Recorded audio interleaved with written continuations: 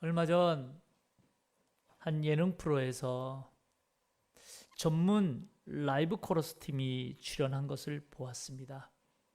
코러스라는 것이 뭔가 하면 이 코러스라는 뜻은 여러 사람이 2부, 3부, 4부 등을 나누어서 서로 화음을 이루면서 각각 다른 선율로 노래를 부르는 것을 코러스라고 말합니다. 이 라이브 코러스 팀이라고 하는 것은 이제 가수가 무대에서 나와 노래를 부르면 그 뒤에서 직접 라이브로 화음을 넣어주는 팀을 말해요. 재미있는 것은 이 라이브 코러스, 이 코러스 팀이 이 예능 프로에 나왔는데요. 한 개그맨이 노래를 부르는데 이 전문 라이브 코러스 팀이 뒤에서 화음을 넣어주는 거예요. 그런데 그 개그맨은 그다지 노래를 잘 부르는 편은 아니었는데 코러스 팀이 화음을 넣어주니까 너무나 멋진 노래로 들려지는 거예요. 그래서 이 코러스 팀이 화음을 넣자마자 정작 노래를 부르던 그 개그맨이 사진 보여드릴게요. 엄지척을 하는 거예요. 엄지척. 이 뒤에 화음이 얼마나 웅장했던지 자신도 놀라서 엄지척하는 거예요. 그러면서 하는 말, 나 아무것도 안 했는데 너무 신나. 사진 한번 보여줄게요. 나 아무것도 안 했는데 너무 신나. 이 뒤에 막 코러스를 해주니까 너무 신난다는 거예요. 그러면서 이어지는 말들이 있어요. 곡을 너무나 풍성하게 만드는 것 같아.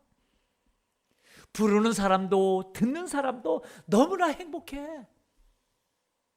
그 개그맨이 코러스에 맞춰서 노래하기를 끝나자 이 개그맨이 이렇게 말해요. 사진 볼까요? 나 잘해 보이지?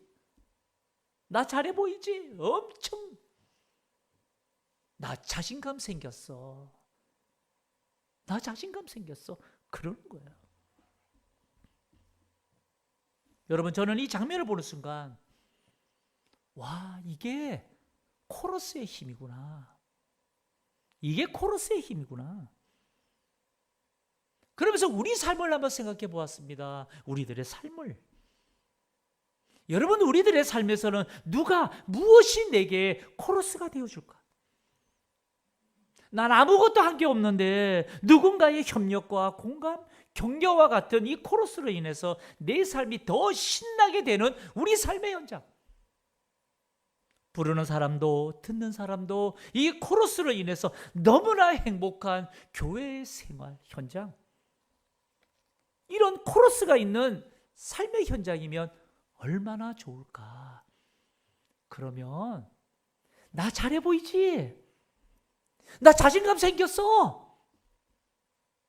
라며 신나지 않을까?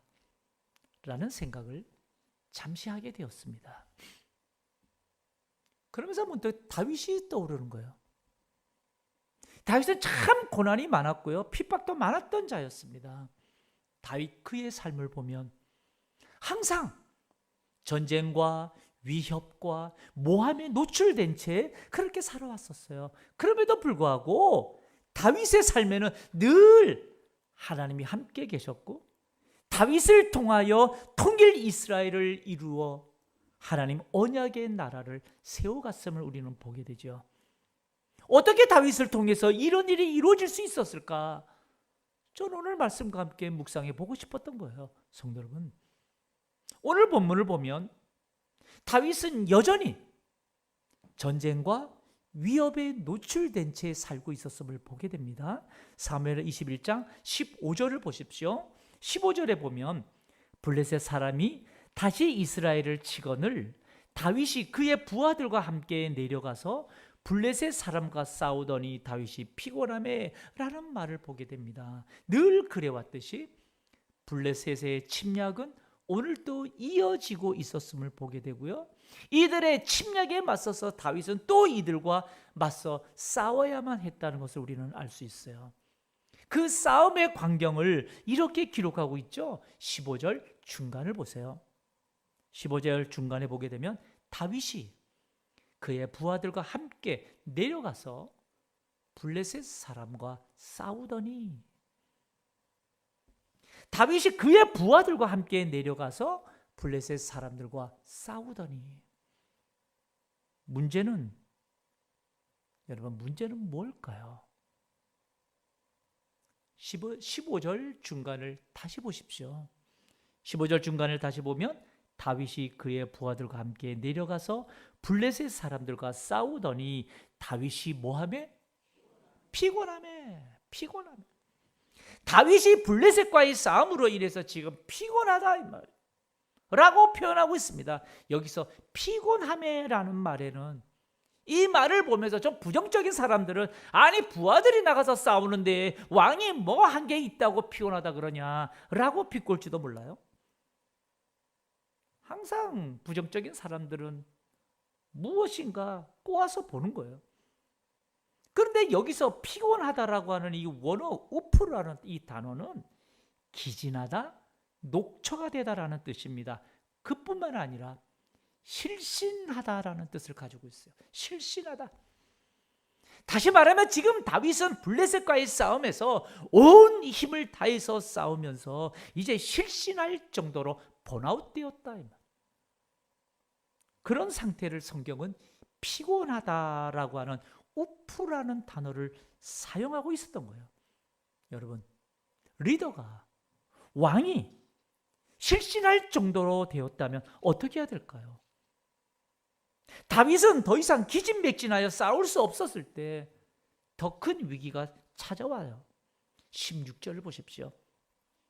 16절을 보게 되면 거인족의 아들 중에 무게가 300세겔 되는 노창을 들고 세 칼을 찬 이스비노비 다윗을 죽이려 함으로. 지금 여러분, 거인족 아들 중에 무게가 300세겔이나 되는 이 노창을 들고 다윗을 죽이려고 지금 달려든다 이 말이에요. 물론 다윗의 삶에서 뭐 이런 종류의 위기가 어디 한두 번이었나요? 그런데 그때마다 다윗은 어떻게 그 인생의 위기를 벗어났으며 어떻게 그 인생의 위협에서부터, 그럼에도 불구하고 기어이 하나님 언약의 나라를 세울 수 있었을까요? 여러분, 이렇게 거대한 노창을 들고 달려드는 이 위기 상황에 여러분 17절을 보십시오. 17절에 보게 되면 수르야의 아들 아비새가 다윗을 도와 그 블레셋 사람을 쳐 죽였다라고 기록해요. 여기 보면 수르야의 아들 아비새가 300세겔이나 되는 노창을 들고 다윗에게로 달려드는 장대한 블레셋 장수를 쳐 죽였다. 300세겔이나 되는 이 노창은 골리앗이 들었던 노창의 한 2분의 1 정도 무게라는 거예요. 그래도 평범한 사람들이 들 수 있는 노창은 아니었다는 거예요. 그러니까 여러분, 이 아비새가 장대한 기고를 가진 적과 맞서 싸울 때 아비새가 그냥 뭐 적과 싸울 정도의 수준이었을까요? 죽음의 위기에 처한 다윗을 돕기 위해서 아비새는 아마도 자신의 목숨을 걸고 달려드는 용기 있는 자였을 겁니다.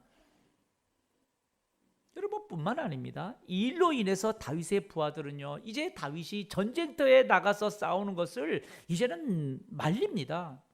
17절을 다시 보셔요. 17절에 보게 되면 수르야의 아들 아비새가 다윗을 도와 그 블레셋 사람을 쳐 죽이니 그때에 다윗의 추종자들이 그에게 맹세하여 이르되 왕은 다시 우리와 함께 전장에 나가지 마옵소서, 이스라엘의 등불이 꺼지지 말게 하옵소서 하니라. 여기서 이스라엘의 등불이 꺼지지 말게 해달라고 하는 이 말은 다윗을 통한 이스라엘의 미래를 꿈꾸는 하나님의 계획을 이들이 알았기 때문에요. 다윗을 통한 이스라엘 미래를 꿈꾸는 하나님의 역사를 알았던 자들, 그들은 아비새만이 아니었습니다. 아비새만이 아니었어요. 18절을 보셔요. 18절을 보면 그 후에 다시 블레셋 사람과 곱에서 전쟁할 때에 후사 사람 십북에는 거인족의 아들 중에 삽을 쳐 죽였다라고 말해요. 그 후에 블레셋과 곱에서 전쟁을 할 때에 후사 사람 북부개가 또 기골이 장대한 거인족의 아들들과 싸워서 승리한 거예요.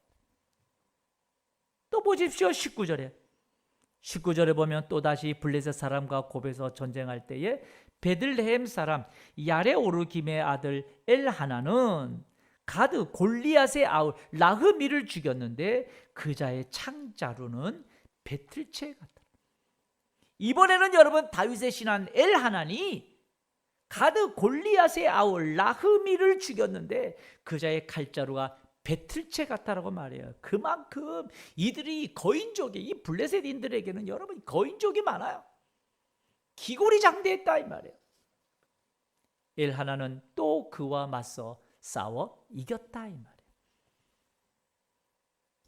또 네 번째 부하가 등장합니다. 20절에 보세요. 20절에 보니까 또 가드에서 전쟁할 때에 그곳에 키가 큰 자 하나는 손가락과 발가락이 각기 6개씩 모두 24개가 있는데 그도 거인족의 소생이라.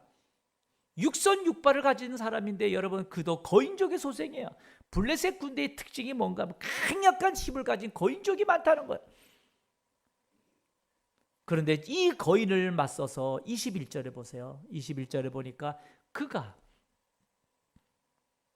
이스라엘 사람을 능욕함으로 다윗의 형 삼마의 아들 요나단이 그를 죽이니라. 이번에는 다윗의 형 삼마의 아들 요나단이 그 거인을 죽였다라고 기록해요. 여러분, 이것을 보면 어떤 생각이 드나요? 사실 다윗의 용사들은 저 거인족 블레셋 사람들과 맞서 싸우기에는 여러분 힘이 부족한 부분이 많습니다. 그럼에도 불구하고 다윗의 용사들은 다윗의 위기 때에 그냥 있지 않아요. 온 힘을 다해서 블레셋 거인족을 향해서 돌진했고 그들을 물리치며 제압했어요. 어떻게 그 거인족들을 이길 수 있었을까요? 그저 싸우다 보니까 그저 얼떨결에? 오늘 성경 본문은 그 기골이 장대한 블레셋 거인족들을 다윗의 부하들이 이겨낼 수 있었던 것, 이것은 우연도 아니고 얼떨결도 아닌 오늘 성경은 너무나 이상한 말씀을 기록하고 있습니다. 그것이 바로 22절이에요. 여러분 22절에 보세요. 이 네 사람 가드의 거인족의 소생이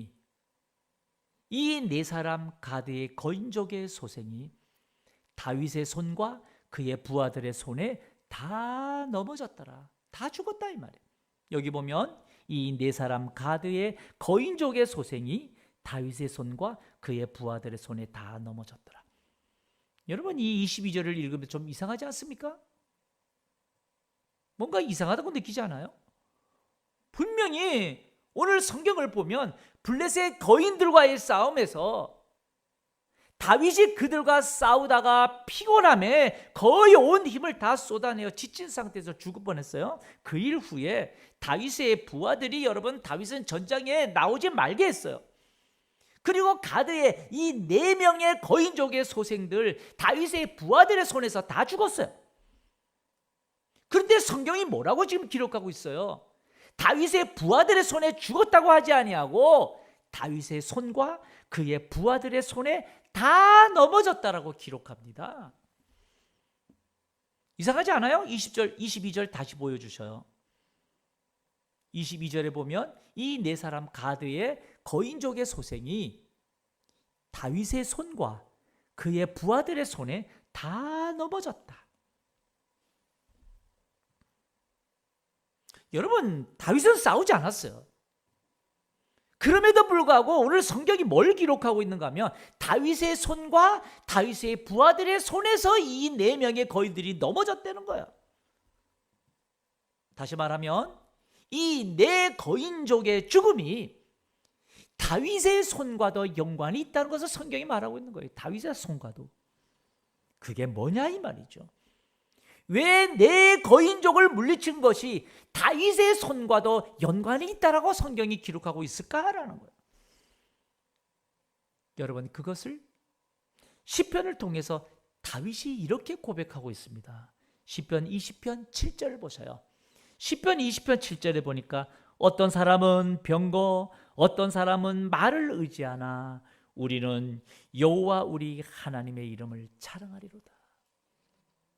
많은 이들은 여러분 세상 보이는 병거나 군마들을 의지하면서 그것으로 무기력을 삼으려고, 그 무기력이 많으면 이긴다고 생각합니다. 하지만 우리는 다윗과 그의 신하 모두는 여호와 우리 하나님의 이름을 자랑한다는 거예요. 이 말인즉 다윗 역시 그의 신하들이 블레셋 거인족과 싸울 때에 다윗은 여러분 하나님을 의지하고 하나님의 이름을 자랑하며 하나님 앞에 기도했던 거예요.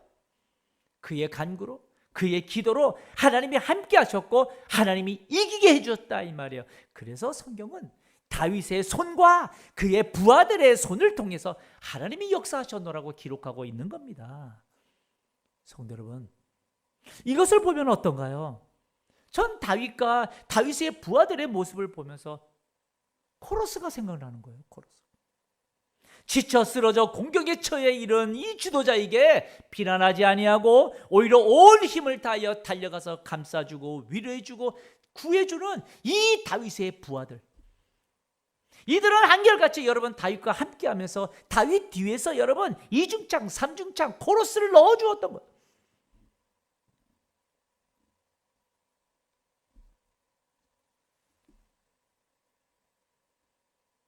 다윗의 부하들이 전장에 나가 싸울 때 다윗은 그 전장에서 목숨 걸고 싸울 그 부하들을 위하여 목숨 걸고 하나님 앞에 두 손 들고 기도로서 바로 이중창, 삼중창, 코러스를 넣어준 거예요. 다윗이 하나님을 인정하고 의지하며 기도할 때 충성스럽고 용기 있는 자들이 그의 곁에서 그와 함께 섬기고 이렇게 서로 코러스를 넣어주는 관계들. 그럴 때 어떤 일이 일어나요? 다윗의 손과 그의 부하들의 손에 다 넘어졌더라. 여러분, 이것이 바로 코러스의 영성입니다. 코러스의 영성. 자기들만의 힘으로 할 수 있을 것 같지만 하나님은 여러분 다윗의 손과 더불어 다윗의 부하들의 손과 함께 승리하게 하시는 거예요. 여러분, 저는 이 말씀을 묵상하면서 저와 여러분의 가정에도 이러한 코러스의 영성이 임하기를 주님의 이름으로 축복합니다. 가장이 앞서 일할 때 온 가족이 함께 격려와 화합과 일치의 공감의 코러스로 화음을 불어넣어 주는 거예요. 비난하지 아니하고 정죄하지 아니하고. 성도 여러분, 코러스를 하는 데 있어서 가장 중요한 게 뭔지 아십니까? 코러스를 하기 위해서는 여러분 자기 소리가 다른 이들보다도 튀어나오면 안 돼요. 내 소리가 다른 이들의 소리보다 크면 안 돼요.